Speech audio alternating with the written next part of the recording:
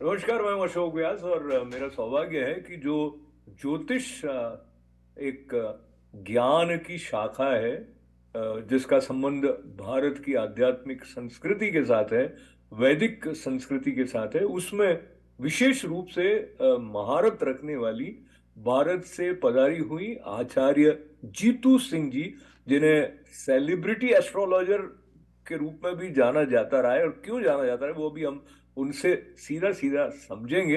स्वागत है आपका जीतू जी। बहुत बहुत धन्यवाद। Thank you so much. तो आचार्य जीतू जी, जब मैं कह रहा होता हूँ तो आचार्य नाम से अधिकतर ऐसे मन में आता है कि कोई पुरुष आकृति सामने आएगी। तो ऐसा कई जगह होता होगा, लोगों को धोखा हो जाता होगा कि आचार्य जीतू हैं और आप पहुंच जाती होंगे कहीं कहाँ है, ये तो कोई और होंगी। ऐसा कहीं हुआ है? देखिए, जीतू के नाम से तो होता है, लेकिन आचार्य अपने आप में एक उपाधि है। और वहाँ सीधा एक कनेक्शन जुड़ता है कि कोई हमारे वैदिक संस्कृति से जुड़े हुए आचार्य, एक नॉलेजेबल, यानी जिसे हम कहते हैं कि स्टडी करके बनने वाले आचार्य के नाम से। तो जीतू जी के साथ थोड़ा सा कन्फ्यूजन हो जाता है, बट आचार्य जब जुड़ जाता है तो ऐसे लगता है हम संपूर्ण हो गए हैं। तो आपने पीएचडी किया है जी एस्ट्रोलॉजी में, और आपने वैदिक ज्योतिष संस्थान वाराणसी से भी अध्ययन किया है। जी आप बताइए कि जब आप विधिवत अध्ययन करते हैं, और एक लेमैन के रूप में हम सोचते हैं कि एक तो होता है इंटेलेक्चुअल अंडरस्टैंडिंग ऑफ ज्योतिष, और दूसरा होता है इंट्यूटिव। कई लोग ऐसे मतलब उनको इंट्यूशन आ जाता है, ऐसा कुछ है। तो दोनों का कॉम्बिनेशन होता है क्या ज्योतिष में? देखिए, एक तो स्टडी और दूसरा आपके साथ जब अध्यात्म जुड़ता है, जब आपकी एनर्जीज जुड़ती हैं, तो इनका कॉम्बिनेशन डेफिनेटली बढ़ता है। बट इसके साथ साथ आपके साथ कर्म का भी इसमें कहीं ना कहीं कॉम्बिनेशन बढ़ता है। तो ये तीन चीज़ों का कॉम्बिनेशन तो एक ज्योतिष के अंदर होना ही चाहिए। इसके अलावा आपके अंदर एक पेशेंस लेवल, क्योंकि किसी भी समस्या को सुनने के लिए सबसे पहले आप ही के अंदर पेशेंस होनी चाहिए। और दूसरा धैर्य, शांति, जल्दबाजी नहीं किसी भी चीज़ में। ये सारी चीज़ों का समावेश जो है वो एक ज्योतिष के अंदर होना बहुत ज़रूरी है। और यही कॉम्बिनेशन जो है वो आपको एक सफल ज्योतिषी बनाता है। जीतू जी, आप सफल हैं ऐसा यूं माना जा सकता है कि आप सेलिब्रिटी एस्ट्रोलॉजर ऐसे नहीं बन जाते हैं कि कई स्थानों पर आपको याद किया जाता है, जिसमें कॉरपोरेट वर्ल्ड से लेके जी कुछ फिल्म कलाकार भी। पर वापस हम अगर वहां पर देखने की कोशिश करते हैं कि धैर्य का जो महत्व आपने बताया, बताइए कौन सा प्लेनेट या कौन सा जो ग्रह है वो किसी को अधीर बना देता है, किसी को धैर्यवान बना देता है? जी, बहुत ही बढ़िया क्वेश्चन है। सबसे बड़ी बात है कि कौन सा ऐसा प्लेनेट होता है जो आपको बहुत ज़्यादा चंचल बनाता है, और जी। कौन सा ऐसा प्लेनेट है जो आपको धैर्य लेकर के आता है आपके जीवन में। सबसे पहले तो चंचलता की तरफ उतरते हैं, क्योंकि चंचलता अगर आपकी थोड़ी सी कंट्रोलिंग हो जाती है तो धैर्य अपने आप जुड़ने लगता है। चंद्रमा, चंद्रमा मून जो है वो धरती के काफ़ी नज़दीक का प्लेनेट है और बहुत ही ज़्यादा फास्ट प्लेनेट है। 2.25 दिन के अंदर वो अपनी राशि को बदल देता है। तो सोचिए कितनी जल्दी वो जंप करता है। तो चंद्रमा आपकी फास्टेस्ट प्लेनेट होने के कारण आपके अंदर बड़ी जल्दी उथल पुथल मचा देता है। जल्दी आपको एक जगह टिक करके नहीं बैठने देता है। बहुत कुछ जल्दी चाहिए, बहुत जल्दी पाने की इच्छा रखते हैं, लेकिन बहुत जल्दी फिर बैठ भी जाते हैं। यानी ये जल्दबाजी है ना, ये हर तरीके से काम करती है। अगर वो चंद्रमा पॉजिटिव डिग्री में आता है, जैसे उच्च का है, वृष यानी टॉरस में उच्च के होते हैं चंद्रमा, तो अगर उच्च के साथ उसका संबंध बनता है तो व्यक्ति फास्ट तो चलेगा लेकिन हर चीज़ को अपनी ज़िंदगी में पा भी लेगा। लेकिन अगर वो नीच का हो जाता है, यानी एंटी हो जाता है, वृश्चिक राशि में यानी स्कॉर्पियो में होता है, लेकिन भागेगा तो बहुत कुछ मिलेगा, कुछ नहीं, अपनी ज़िंदगी में स्ट्रेस और अपने साथ लेकर के आ जाएगा। तो ये होती है चंद्रमा से रिलेटेड। अब चंद्रमा को ठीक कैसे करना चाहिए आपको, सबसे बड़ी बात है, बताएंगे, ये भी बताएंगे, क्योंकि चंद्रमा अगर ऐसी सिचुएशन कहीं आपके साथ जुड़ी हुई है या आपको लगता है कि आपके साथ कुछ ऐसा ही हो रहा है कि भाग तो बहुत रहे हैं लेकिन मिल कुछ नहीं रहा है, तो आपको एक छोटा सा हम ट्रिक ज़रूर बता देंगे। अब धैर्य की तरफ चलते हैं, क्योंकि धैर्य बहुत ज़रूरी है हर किसी के अंदर। धैर्य के जो स्वामी माने जाते हैं वो कहते हैं शनिदेव होते हैं। बहुत स्लो चलते हैं, धीमे धीमे धीमे, लेकिन मंजिल तक पहुंचा देते हैं। ऐसा नहीं है कि वो मंजिल के बीच में आपको कहीं ना कहीं डाइवर्ट कर देंगे, लेकिन वहाँ पेशेंस लेवल की ज़रूरत जो होती है वो बहुत ज़्यादा होती है। हर चीज़ को पाने के लिए हम जितनी जल्दी मचाते हैं, लेकिन हम ये नहीं सोचते कि अगर थोड़ा सा लंबा पाथ लेकर के जाएंगे तो हमारी डगमगाने की सिचुएशन कम हो सकती है। तो आपके शनिदेव बहुत अच्छे होने चाहिए, जो कि न्याय और जस्टिस के स्वामी भी होते हैं और आपके अंदर एक धैर्य भी लेकर के आते हैं। तो शनिदेव को कैसे प्रसन्न किया जाए उसके बारे में भी आपसे थोड़ा और आगे समझने का प्रयास करेंगे। जी। पर उसके पहले जो एक बात आती है कि ज्योतिष के पास कई बार लोग ऐसी स्थिति में जाते हैं जब उनको किसी बात का डर लग रहा होता है। जी। तो जो लोग ज्योतिष में नहीं मानते वो कहते हैं कि भाई आप मन से कमजोर हैं, इसलिए आप ज्योतिष शास्त्र का सहारा ले रहे हैं या ज्योतिष के पास जा रहे हैं। और जीतू जी, आपने ये सुना पड़ा होगा कि कई बार किसी के अंदर कोई कमजोरी होती है तो किसी भी रूप में या ज्योतिष के रूप में भी कुछ लोग उसका लाभ उठा लेते हैं, इसलिए भी एक शंका आती है। तो मेरा प्रश्न जो है इससे निकलता है लेकिन थोड़ा अलग है। आप भी करियर में भी मदद के लिए कुछ उपाय बताते हैं, जैसे आपने अभी शनि महाराज के लिए भी कहा था। एक हम सोचते हैं कि भाई भाग्य में जो लिखा है वो होना है, तो भाग्य और ज्योतिष इन दोनों का क्या संबंध है और किसी के लिखा हुआ है उसको बदला जा सकता है क्या उपायों के द्वारा? देखिए, सबसे बड़ी भाग्य में तो हमारे लिखी थी पूरी मर्सिडीज बड़ी लंबी कार और लिमोजिन भी लिखी थी, लेकिन उसको चलाएगा कौन? सिर्फ 2000, 4000, 5000 वाला पेट्रोल। यहाँ पे आप CNG की बात कर सकते हो। तो वहाँ लेकर के भाग्य में तो मिला, लेकिन भाग्य को कैसे निखार करके उस भाग्य को बचाए रखना है, ये आपको ज्योतिष सिखाता है। अब ज्योतिष को आप ब्रह्म समझिए या फिर अवेयरनेस समझिए, क्योंकि इसके पहलू कई सारे बदल गए हैं। लेकिन अगर आप इसको अवेयरनेस की तरह लेते हैं कि सामने गड्ढा है, मुझे इस पे पैर नहीं रखना है और मैं बच सकता हूँ या बच सकती हूँ, तो ये अवेयरनेस की तरह आपके साथ काम आ रहा है। अगर आप सोचो मुझे खतरे में डाल दिया जी, मैं निकल नहीं पा रहा हूँ, तो ये आपका खुद का एक डिसीजन है। लेकिन ज्योतिष हमेशा आपको एक लाभ ही देता है, फायदा ही देता है और आपकी ज़िंदगी के अंदर कुछ अच्छे पहलुओं को जोड़ता है। क्योंकि पहले समय में आप ये नहीं कह सकते थे, उस समय भी ज्योतिष चल रहा था जब पंचांग निकला 2079 की अगर हम बात करते हैं तो 2078 साल पहले जब पंचांग निकला था, उस समय भी ये कहा गया था कि जो ग्रह है ये कौन सी जगह पे मूव करेंगे। ये आज नहीं, ये पुरानी विधा है, पुरानी विद्या है, लेकिन आपको उसको एक सही वे में उसको पहचान करना ये आपका कर्तव्य है। मैंने कहा आपको कि ये कर लीजिए, तो आपने सीधा क्यों कर लिया? ये हो गया ब्लाइंड फेथ की आंखों के पट्टी बांधी और मैंने कर दिया। आप उन्हें पूछिए कि क्यों करना है। डॉक्टर भी आपको मेडिसिन देता है, लेकिन साथ के साथ एक तरीका बता देता है कि सुबह दोपहर शाम आपने इस मेडिसिन को प्रयोग करना है, इसको खाना है। लेकिन आप ये नहीं खाते हैं आप जा करके, आप पूछते नहीं हैं, वहाँ पे पूछते हैं या नहीं पूछते। लेकिन आप आज की जनरेशन अगर हैं तो आप पूछते हैं कि ये कॉम्बिनेशन क्यों डॉक्टर साहब। तो समझने की ज़रूरत है, एजुकेशन को ग्रैब करने की ज़रूरत है, अवेयर होने की ज़रूरत है। और ये ज्योतिष जो है ये हमारी पुरानी संस्कृति सभ्यता है, ये ऑथेंटिक साइंस है, साइंस और मैथ का कॉम्बिनेशन है।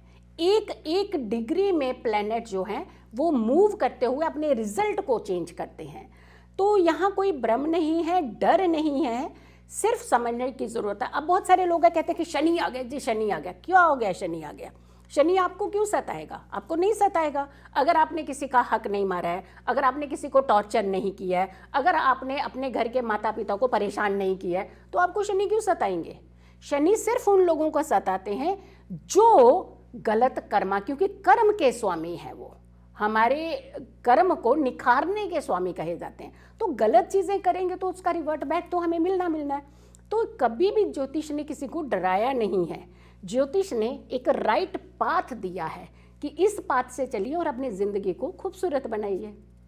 तो खूबसूरती की बात को लेते जीतू जी, कुछ ऐसे संदर्भ हैं जो सबके लिए रेलेवेंट है। उसमें से है कि अभी सूर्य ग्रहण हुआ था, चंद्र ग्रहण होना होता है, तो उसका भी सबके ऊपर कुछ प्रभाव पड़ना है क्या ज्योतिष की दृष्टि से? जी बिल्कुल। कभी भी कहते हैं कि 15 दिन के अंदर अगर कोई भी ग्रहण आता है तो बड़ी बड़ी आपदाओं, बड़ी बड़ी समस्याओं को घेरे में लेकर के आता है। और 15 डेज का ये जो कॉम्बिनेशन होता है ये बहुत ही डेंजर जोन की तरह मानते हैं हम लोग, क्योंकि कभी भी कोई भी प्लेनेट अगर रेस्टलेस है, अगर मेरे पास परेशानी है, मैं एक स्ट्रेसफुल ज़िंदगी जी रही हूँ, या मैं एक परेशानी से निकल करके आपसे मिल रही हूँ, 2 मिनट के लिए मिली हूँ, तो मैं आपको हैप्पीनेस नहीं दे सकती अनटिल अनलेस मेरे पास हैप्पीनेस ना हो। तो कोई भी प्लेनेट जब इस तरीके की सिचुएशन में रहता है तो वो आपके ऊपर कहीं ना कहीं एडवर्स एक इम्पैक्ट डालता ही है। और सबसे इम्पॉर्टेंट होते हैं सूर्य और चंद्रमा। सूर्य पिता के कारक भी कहे जाते हैं और हमारी जो अर्निंग में जो हमारी सत्ता है और हायर पोजीशन है उनके कारक माने जाते हैं। और चंद्रमा की बात करते हैं तो वो हमारे मदर के कारक भी होते हैं, बुजुर्गों के कारक होते हैं, बच्चों के कारक होते हैं, प्लस हमारे इमोशंस के कारक होते हैं। तो ये 2 प्लैनेट जब भी कभी पीड़ित अवस्था में आते हैं तो ये बड़े बड़े बदलाव करते हैं। जैसे सुनामी की बात करते हैं, जब भी कभी सुनामी आई हो आप नोट कीजिएगा उस समय चंद्रमा क्षतिग्रस्त होगा, या तो वो चंद्रमा की डिग्री बिल्कुल माइनस में जा रही होगी, डेड कंडीशन में होगा, या चंद्रमा बिल्कुल पीक कंडीशन में होगा। इसके अलावा आप कभी भी नोट करिएगा ये सिचुएशन तभी बदलेगी जब बड़ी आग की घटनाएं आएंगी, बड़े बड़े लेवल के कुछ ऐसे तांडव तरीके की आग निकलती है, कई नुकसान होते हैं। उस समय देखिएगा सूर्य भी नेगेटिव पोजीशन में होगा और आपका मार्स एडवर्स होगा। तो ये कॉम्बिनेशन आप यहाँ की आज की बात नहीं है, आप इन कॉम्बिनेशंस को उठाइए, देखिए, क्योंकि नेट ने बहुत सारा इस समय इजी कर दिया है। आप ये बताइए कि ये जो एडवर्स इम्पैक्ट पॉसिबल है वो कम हो उसके लिए क्या उपाय करने चाहिए? जैसे समझिए चंद्र ग्रहण है तो क्या करना चाहिए? देखिए, कभी भी हम कहते हैं कि अगर हम एक घर के छोटे से ऑरा को ही अगर क्लीन करते हैं, यहाँ एक पॉजिटिव वे में अगर हम किसी भी चीज़ पॉजिटिव वाइब्रेशंस को क्रिएट करते हैं तो उसकी ध्वनि, एक घंटी भी अगर के मंदिर की बजती है तो उसकी जो वाइब्रेशन है कुछ समय तक गूंजती रहती है। और कहते हैं जब जहाँ जहाँ उस ध्वनि की जो आवाज़ है अगर किसी के कान में बढ़ती है तो सूदिंगनेस आपके पास आने लगती है। हमेशा थिंक पॉजिटिव, अच्छा सोचिए, नेगेटिविटी से दूर रहने का प्रयास कीजिए, घर की वाइब्रेशंस को पॉजिटिव करने की कोशिश कीजिए। हम लोग आज बिजली के पैसे बचाना शुरू कर देते हैं कि जल्दी से लाइट स्विच करो, ये ऑफ करो। शाम के टाइम पे, संध्या के जो 2 पहर कहते हैं जब जुड़ते हैं तो उस समय अपने घर को पूरा वाइब्रेंट करिए, लाइट्स ऑन कर दीजिए, तो आपके खुद के अंदर एक बहुत ही पॉजिटिव वाइब्रेशंस आना शुरू हो जाती हैं। क्योंकि जो स्ट्रेस, जो डिप्रेशन के स्वामी होते हैं वो डार्क होता है, यानी डार्क, अंधेरा, अंधेरे में रहने वाले लोगों को ज़्यादा डिप्रेशन होता है, लेकिन उजाले में रहने वाले लोगों को कभी डिप्रेशन नहीं होता है। इनफैक्ट अगर कभी आ भी जाए कोई समस्या तो वो वे आउट निकाल लेते हैं।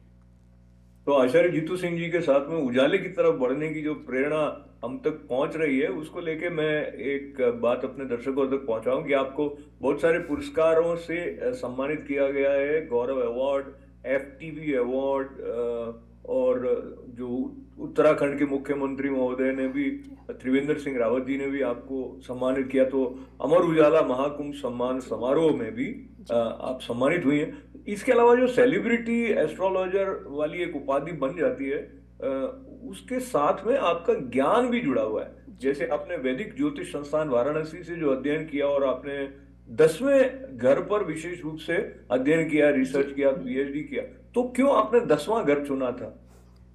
देखिए, 10वां घर हमारी जिंदगी का सबसे इम्पॉर्टेंट घर होता है। लग्न से, यानी फर्स्ट हाउस से 10th हाउस हमारा कर्म हाउस होता है, यानी काम क्या करेंगे, काम कितना करेंगे, काम करेंगे तो उसमें फ़ायदा कितना होगा, काम करेंगे क्या लाइफ लॉन्ग हम इस काम को कर पाएंगे, या फिर बीच में ही कहीं ना कहीं छूट जाएगा, या कोई ऐसी ज़िंदगी में कंडीशंस आ जाएगी कि हमें छोड़ना ही पड़ेगा। तो कर्म हाउस कहते हैं कि अगर अच्छा होता है, स्ट्रांग होता है, तो उसी से जुड़ते हैं आपका धन हाउस, यानी अपने से सेकेंड हो गया 11th हाउस। लग्न से वो 11th है जो कि हमारा धन भाव होता है, लेकिन जब हम 10th से 11 चल रहे हैं तो हमारा सेकेंड भाव, इसे भी धन भाव ही कहते हैं। और कहते हैं 2 धन भाव का कॉम्बिनेशन अगर आपकी ज़िंदगी में मिल जाता है और कर्म आपने सही समय पर सही सिलेक्शन किया होता है तो आपकी ज़िंदगी में ना धन की कमी होती है और ना ही आपके कभी काम बार बार चेंज करने की समस्या आपके जीवन में आती है। और धन अगर आपके पास मिल गया तो परिवार आपके साथ चलता ही है, दोस्त यार आपके साथ ही रहते हैं। धन अगर आपके पास है तो आप अपनी लेविश ज़िंदगी को मेंटेन कर सकते हैं। धन अगर आपके पास है आप अपने बच्चों के जीवन को सुखमय बना सकते हैं। धन अगर आपके पास है अपने माता पिता की सारी इच्छाओं को आप पूर्ण कर सकते हैं।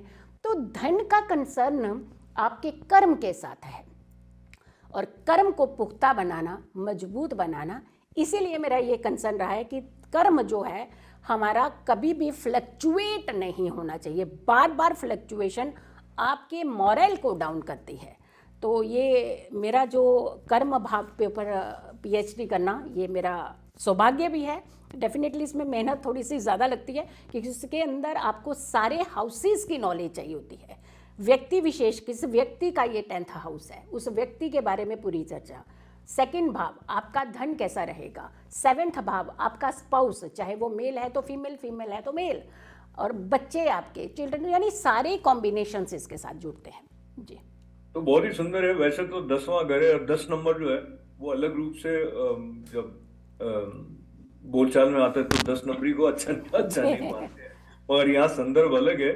और आपने व्यक्ति विशेष की बात की तो आपके कुछ ऐसे प्रिडिक्शंस थे जो अखबारों में भी छपे और वो बाद में सही आने से भी एक उत्साह बढ़ा, जिसमें आपने कुछ भारत के प्रधानमंत्री नरेंद्र मोदी जी के बारे में भी कहा था। और अगर हाल ही में आपने उनकी जन्म पत्री देखी हो या कुछ याद हो तो उनके बारे में बताइए, क्या ज्योतिष कहता है उनके लिए। देखिए, नरेंद्र भाई मोदी की जी की जो जन्म पत्री थी, मैंने डेफिनेटली उस समय जब इलेक्शन का दौर बहुत ज़्यादा गरमाया हुआ था और उस समय मैंने लगभग 1 महीना पहले नेशनल चैनल के ऊपर बैठ करके प्रेडिक्शन किया था कि जीतेंगी तो मोदी जी ही जीतेंगे। और ये जब जीते थे तो ये बहुत सारे चैनल्स में भी चला था, उस समय न्यूज़पेपर्स में भी आया था। और by the grace of God, thanks to my Guruji जिन्होंने मुझे एक सही विद्या का ज्ञान दिया है, जो एक सही तरीका है किसी भी चीज़ को एनालाइज करने का, और उसी के माध्यम से मुझे ये बहुत अच्छा सौभाग्य भी मिला कि मैं प्रेडिक्ट कर पाई और वो प्रेडिक्शन जो है वो सक्सेसफुल भी हुई।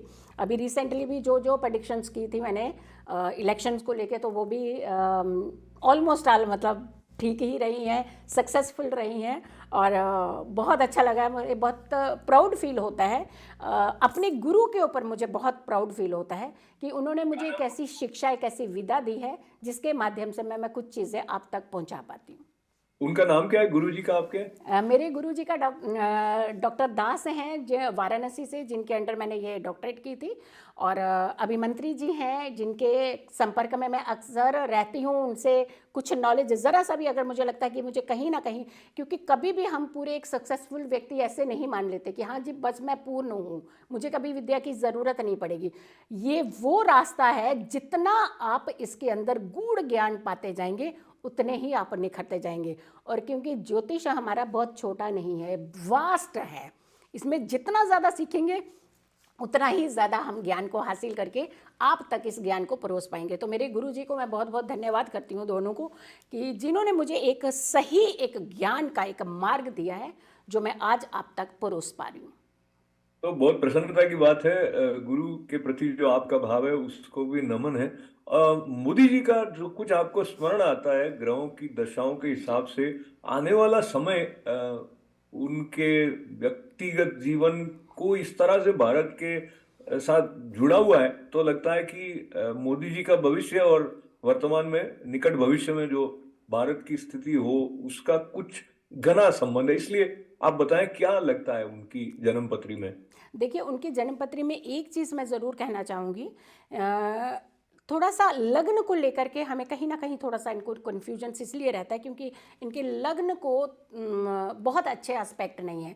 तो इन्हें अपनी सुरक्षा का बहुत ज़्यादा ध्यान रखनी चाहिए। ये स्वास्थ्य का इन्हें ध्यान रखना चाहिए। कहीं ना कहीं ये सुरक्षा और स्वास्थ्य का इनका कॉम्बिनेशन जो है वो एडवर्स बैठ रहा है। रही बात अगर कि बहुत सारे बुलबुले कहते हैं कि ज़िंदगी में उठते हैं, लेकिन उसके बाद अगर आपका मिशन, अगर आपका टारगेट बिल्कुल सही रहता है तो ये बुलबुले कहीं ना कहीं आपको इफ़ेक्ट नहीं करते हैं। तो रेट्रो जुपिटर जो है वो कई मुद्दे उठाएगा, कई मुद्दे इनके अगेंस्ट एंटी जाएंगे, लेकिन एट द एंड ये सारे क्लियर सिचुएशन की तरफ जाएंगे। तो अभी भी मोदी जी के जो कुंडली है वो काफ़ी स्ट्रॉन्ग कुंडली है, स्ट्रॉन्ग व्यक्तित्व है। सिर्फ उनको अपनी हेल्थ को लेकर के थोड़ा सा ध्यान रखने की ज़रूरत है। तो आपकी जो बात है वो मुझे लगता है वो ध्यान रख रहे हैं, अपना योग इत्यादि का अभ्यास करते रहते हैं। और मोदी जी से आगे चलते हुए हम यहाँ का, या बल्कि भारत में भी यह स्थितियां हो गई हैं, माता पिता को ये चिंता रहती है कि बेटा है वो शादी नहीं कर रहा है, बड़ा होता जा रहा है। भारत में भी ये स्थिति है और अमेरिका में और भी अधिक है। जी। अ, कोई ज्योतिष की दृष्टि से ठीक ठीक संबंध, यानी विवाह में विलंब हो रहा है, तो क्या लड़का या लड़की या उनके माता पिता करें, इसके बारे में आप कुछ बताएं। देखिए, विवाह के लिए जो हमारा घर होता है वो 7th हाउस होता है कुंडली का। किसी भी व्यक्ति की कुंडली का 7th हाउस बहुत अच्छा होना चाहिए। सप्तम सप्तमेश कहते हैं हम इसे, यानी सप्तम भाव भी बहुत अच्छा होना चाहिए, सप्तम भाव का स्वामी भी बहुत होना चाहिए अच्छा। तो अगर आप लोगों को अपने कुंडली के हिसाब से मालूम है कि सप्तम भाव का स्वामी मान लीजिए शुक्र बनता है और शुक्र रेट्रो चल रहे हैं, तो शादी तो करने नहीं देंगे। और अगर मंगल बनते हैं, मार्स बनते हैं, मार्स रेट्रो हैं, तो भी शादी नहीं करने देंगे। तो सप्तम भाव को डेफिनेटली समझना है, क्योंकि यहाँ आपको थोड़े से एक नॉलेजेबल पर्सन की ज़रूरत पड़ती है, जहाँ से आप समझ सकें कि आपके सप्तम 7th हाउस का स्वामी कौन सा बनता है। जो भी 7th हाउस का स्वामी बनता है उसको आपने थोड़ा सा मजबूत करना है। मजबूत इन द सेंस कि कुछ उसके ऊपर डाल नहीं देना है। मजबूत इन द सेंस कि जैसे मार्स है तो मार्स रेट्रो है, अगर एंटी, जैसे अभी आजकल मार्स रेट्रो चल रहे हैं, तो बहुत सारी कुंडलियों में अगर मार्स इस समय रेट्रो चल रहे हैं, 7th भाव के स्वामी हैं, तो उन्हें खास करके इस समय कुछ ऐसी डोनेशन ट्यूसडे के दिन, मंगलवार के दिन कुछ डोनेशन करनी चाहिए। ट्यूसडे के दिन जाकर के कुछ पूजा पाठ, धर्म स्थानों पर जाकर के कुछ चीज़ें डिस्ट्रीब्यूट करनी चाहिए। और अपने छोटे भाई बहनों को इरिटेट नहीं करना चाहिए, क्योंकि मार्स भाई बहनों के स्वामी होते हैं। तो ये सारी कॉम्बिनेशन से जब आप करते हो, रेड चीज़ों का इस्तेमाल इन्हें ज़्यादा करना चाहिए। अगर मार्स हैं, अगर वीनस हैं, शुक्र बनते हैं आपके 7th हाउस के स्वामी, तो आपको इत्र का प्रयोग, परफ्यूम का प्रयोग ये ज़्यादा करना चाहिए। ब्लैक क्लोथ नहीं डालने चाहिए, कलरफुल क्लोथ आपको वेयर करने चाहिए। अगर चंद्रमा बनते हैं तो आपको हमेशा ध्यान रखिएगा, मम्मी का दिल नहीं दुखाना है। अगर शादी करनी है तो सबसे पहले मम्मी को मना लीजिएगा, मम्मी से आशीर्वाद लीजिए, क्योंकि मदर और फादर, चंद्रमा और सूर्य, ये 2 प्लेनेट ऐसे हैं हमने घरों के अंदर खुद ही पीड़ित कर दिए हुए हैं। हम बाहर वाले की बात सुन लेंगे, माँ की बात नहीं सुनते। तो कहीं ना कहीं यहाँ डिस्टर्बेंस शुरू हो रही है। ये डिस्टर्बेंस सिर्फ घर के अंदर नहीं हो रही है, आपकी ज़िंदगी में आ रही है। तो आपको यहाँ पे थोड़ा सा 2 प्लेनेट को तो स्ट्रांग रखने की ज़रूरत है। अब शादी के 2 प्लेनेट हैं जो आपके हमेशा स्ट्रांग रहने चाहिए।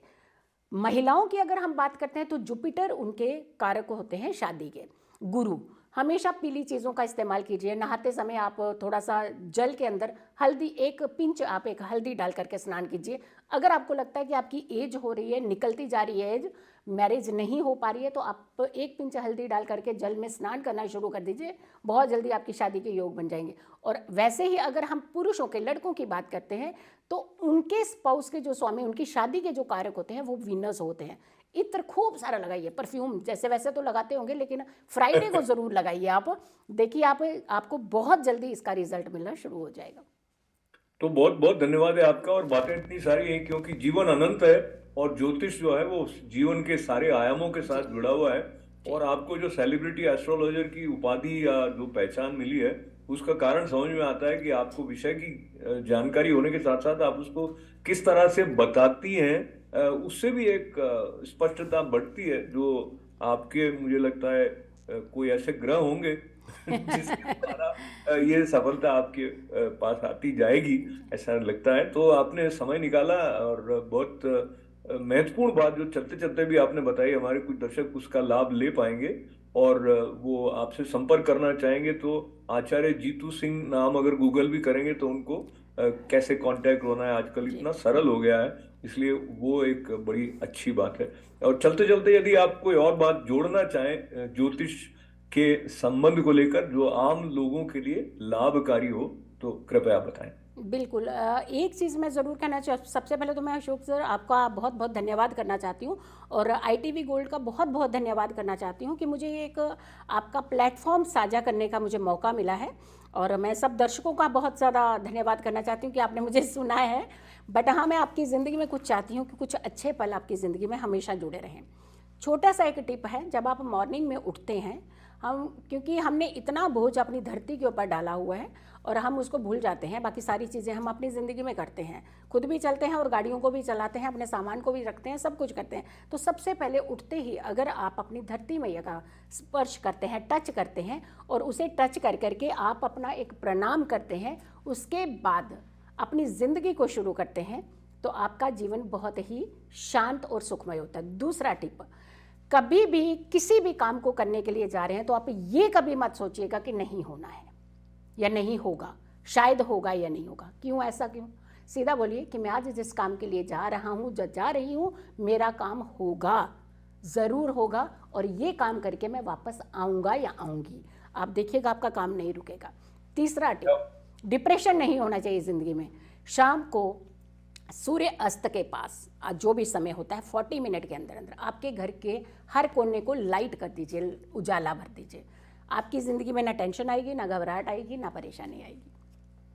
बहुत बढ़िया है। इतनी अच्छी अच्छी बातें सुन के ऐसा लगता है कि सुनते ही चले जाएं, पर जो सुना है उसको हम अपने जीवन में लागू करेंगे तो और अधिक आनंद आएगा। तो ये प्रकाश और आनंद का विस्तार हमारे जीवन में हो, उस दिशा में आचार्य जीतू सिंह जी के साथ में ये जो संवाद हुआ है वो भी कहीं ना कहीं एक थोड़ा सहायक होगा, ऐसा विश्वास लेते हुए बहुत सारी मंगल कामनाएं आप सबके प्रति, और आचार्य जीतू सिंह जी का भी बहुत मंगल कामनाओं के साथ आभार।